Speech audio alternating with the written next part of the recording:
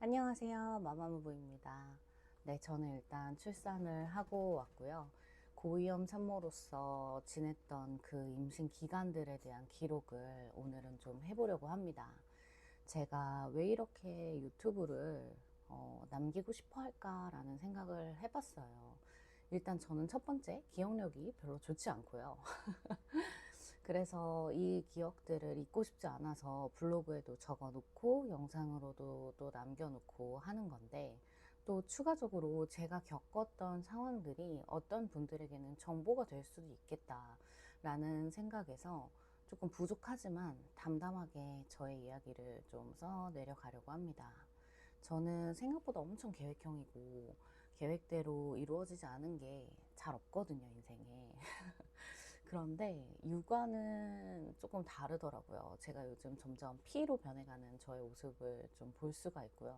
지금도 아이가 자고 있기 때문에 제가 이제 잠깐이나마 촬영에 틈이 나서 촬영을 하게 되었습니다.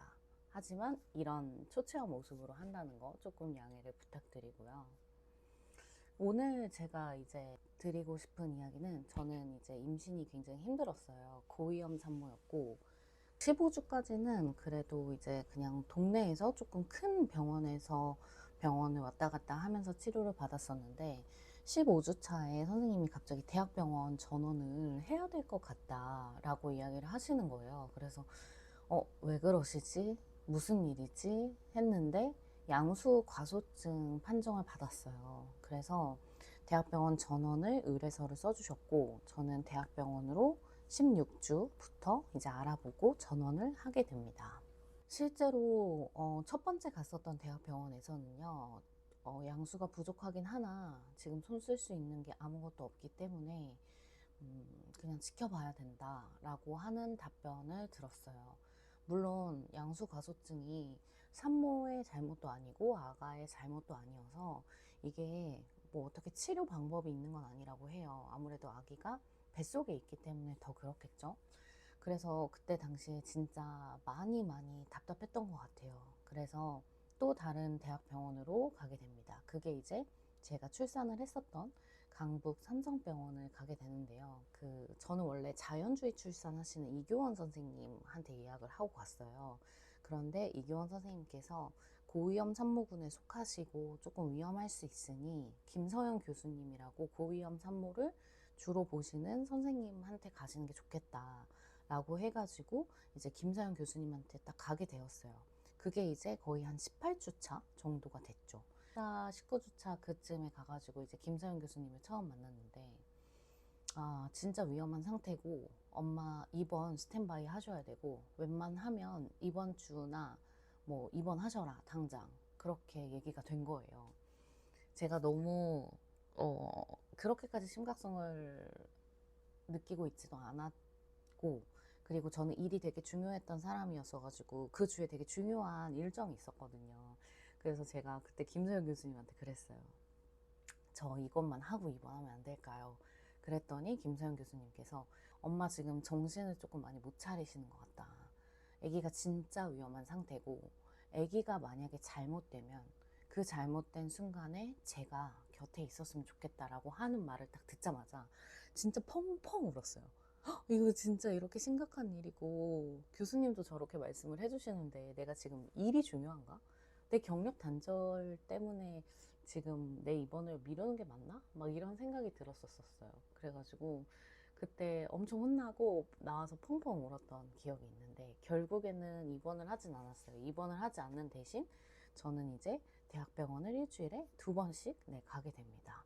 제가 거의 20주 때부터 본격적으로 대학병원을 2번이나 다녔으니까 제가 한 34주 정도에 입원을 했거든요. 20주에서부터 34주까지 대학병원을 거의 일주일에 2번 혹은 1번 이렇게 계속 다닌 거예요. 초음파 검사 받고 태동 검사 받고 그렇게 해서 이제 아기를 그래도 뱃속에서 34주까지 지켜냈습니다.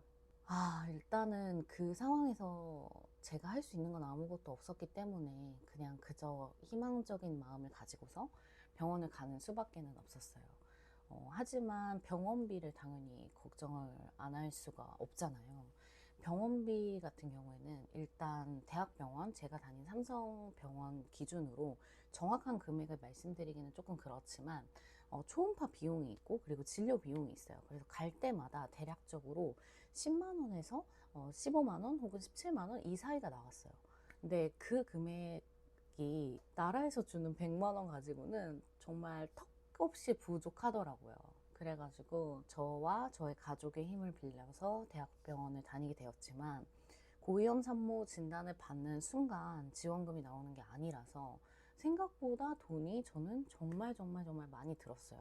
예전에는 돈 없어서 임신을 못한다는 게 말이 돼? 라고 했었는데 돈 없으니까 임신을 못하는 게 맞다라는 생각이 좀 들더라고요. 특히 이제 저처럼 고위험 산모 판정을 받으신 분들 같은 경우에는 입원을 해야 할 수도 있고 또 약값도 들어가고 초음파 비용도 들어가고 또 뭐 태동 검사도 해야 되고 뭐 저는 심지어 막 소양증도 있었고 그 역류성 식도염 이런 것도 있었고 그리고 또 치질이 좀 심하게 돼서 그런 것도 있었고 저는 쉬운 게 하나도 없었던 것 같아요. 임신하는 동안 진짜 쉬운 게 없어서 입덧도 했어요.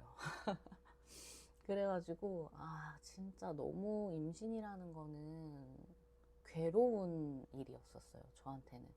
아가의 심장 소리를 듣고 제가 희망을 갖고 노력하긴 했었지만 제 입장에서의 임신 기간은 진짜 운동도 못하고 일상생활도 못하고 아무것도 못했기 때문에 굉장히 힘들고 어려웠던 일인 것 같습니다.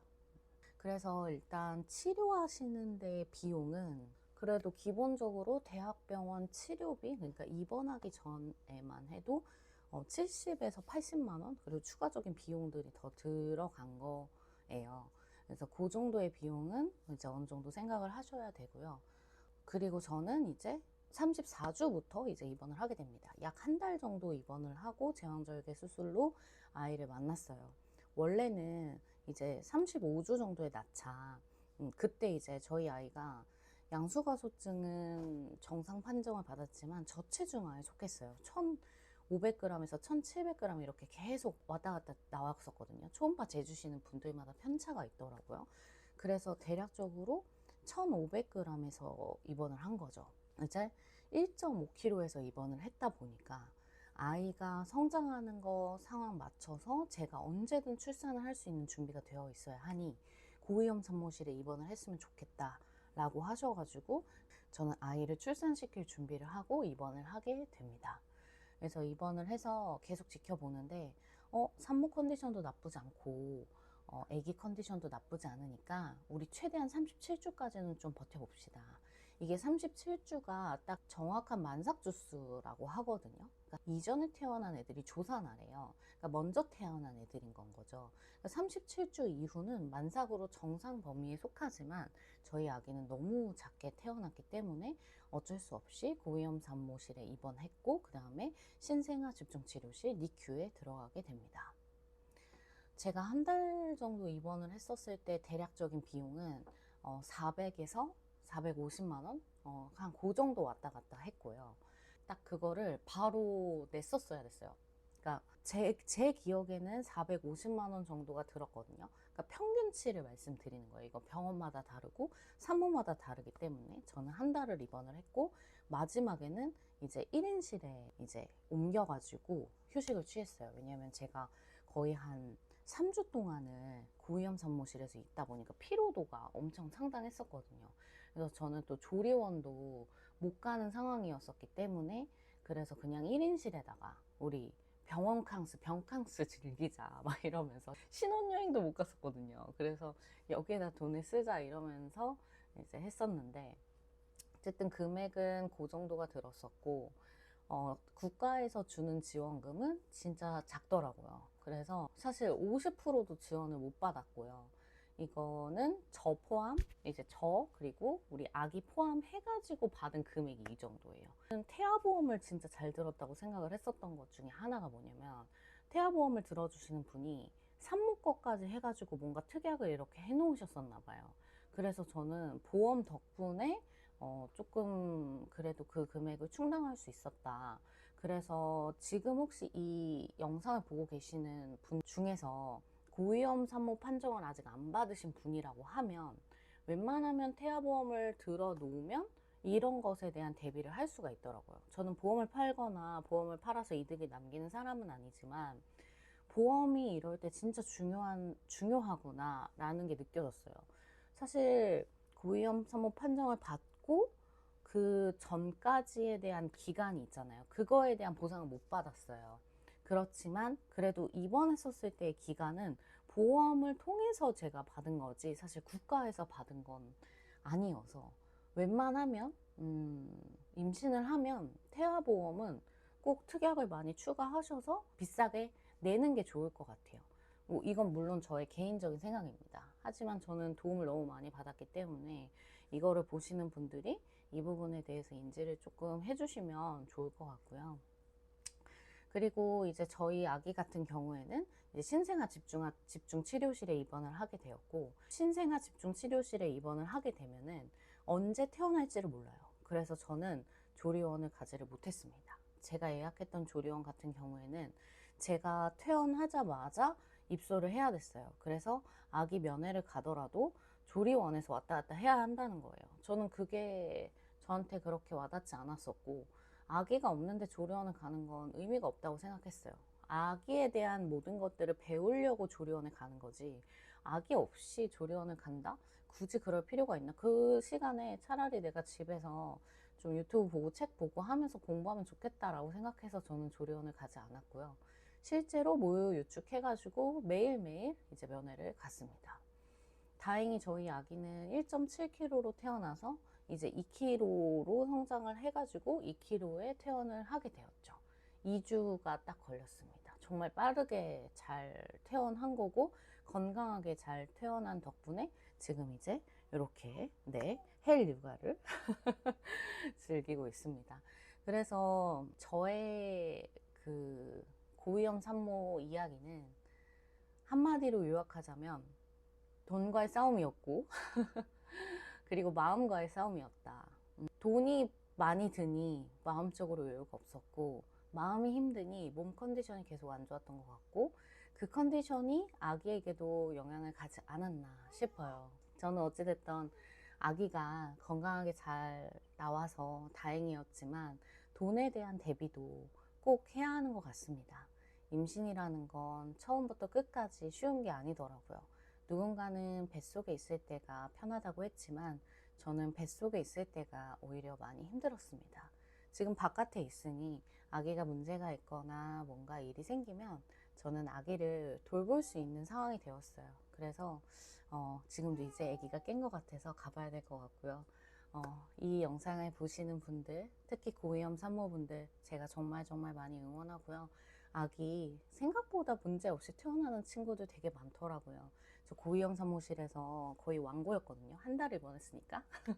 그 많은 산모들이 건강하게 아이를 출산하는 걸 봤었을 때 너무너무 걱정하지 않으셔도 되고, 생각보다 대학병원 의료진들이 굉장히 꼼꼼하게 잘 살펴주시는 것 같습니다.